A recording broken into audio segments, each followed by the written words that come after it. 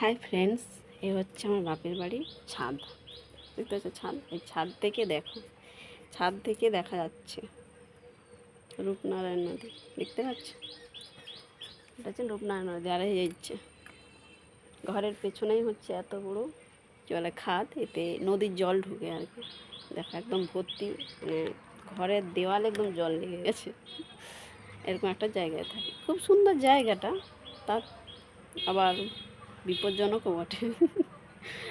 দেখো আমি কী বলবো, রোদে দেখতে পাচ্ছি না, এতটাই রোদ যে আমি চেয়ে থাকতে পারছি না, মানে এতটাই রোদ।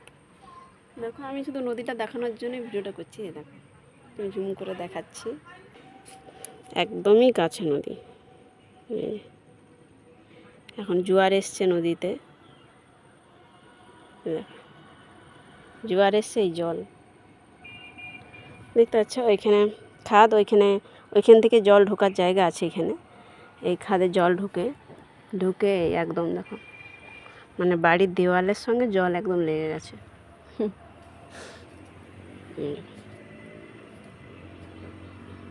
এইখান থেকে নদীর জলটা ঢুকে, এখানে একটা খাল করা আছে, জলটা ঢুকে প্রথমে জলটা এখানে ঢুকে, তারপরে ওইখান থেকে খালে মানে খাল করা আছে জল যাওয়ার জন্য, সেই জলটা দেখা হয় সেখানে। এখানে একটা ব্রিজের মতো করা আছে, মানে ছোট্ট একটা পুলের মতো দেখা যাচ্ছে।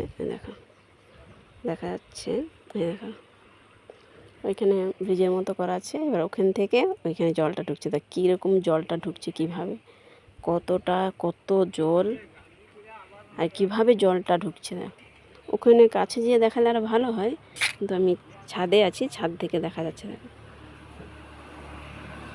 মানে কেউ যদি ওখানে পড়ে যায়, তাকে পাওয়া খুব মুশকিল ব্যাপার। ওইখানটা দেখেছো?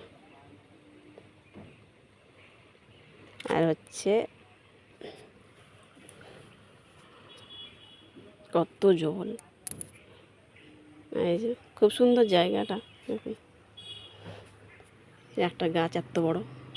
আর এখানে আমাদের আমার বাপের বাড়ির মায়ের মন্দির আছে। এই মা, এটা দেখানো যাচ্ছে না, দেখাচ্ছি। এটা হচ্ছে আমার বাপের বাড়ির ঠাকুর, কালী মা। পুজো হয় প্রত্যেক দিন, নিত্য পূজা হয়। দেখতে পাচ্ছি, আমি দরজাটা খুললাম না, কিন্তু দিয়ে এমনি দেখাচ্ছি।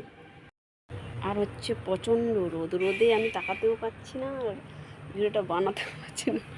তো ভিডিওটা কেমন লাগলো জানিও। আবার দেখা হচ্ছে নেক্সট ভিডিওতে।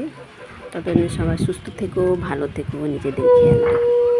ওকে, বাই, সি ইউ।